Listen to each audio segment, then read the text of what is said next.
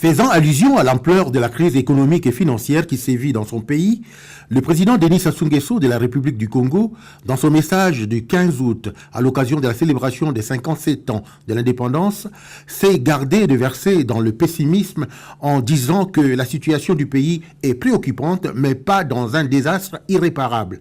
Il n'y a ni faillite ni banqueroute, la crise sera surmontée, avait-il martelé.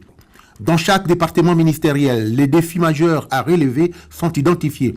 Les objectifs sectoriels, stratégiques et opérationnels, de même que des actions spécifiques prioritaires à mettre en œuvre, sont définis dans le cadre de la recherche des mesures idoines de stabilisation financière au travers des ajustements structurels et budgétaires. La première priorité, c'est de stopper la dégradation économique et financière. Cela est visible dans tous les milieux économiques, dans tous les foyers du Congo. Les retards de salaire, de pensions, c'est du vécu.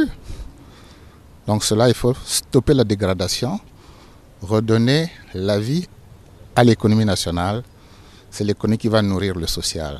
Donc c'est fondamental. La forte dépendance de l'économie congolaise vis-à-vis du pétrole a amené le département des hydrocarbures à envisager des réformes. Nous pouvons quand même, avec rigueur, nous organiser pour pouvoir réformer le secteur d'exploration prédoction, en particulier de l'amont pétrolier, de façon à mieux optimiser les ressources de la République et donc derrière être un pourvoyeur au niveau du budget de l'État.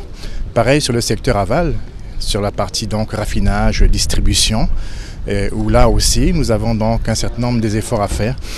Nous avons commencé un certain nombre de réformes au niveau des textes qui régissent donc ce secteur. Nous allons donc nous atteler à continuer ces réformes dans les plus brefs délais. Relancer la machine économique nationale, accélérer la sortie de crise et mettre l'ensemble du pays en marche vers le développement, tel est le pari à gagner par ce gouvernement attendu au tournant par le peuple congolais.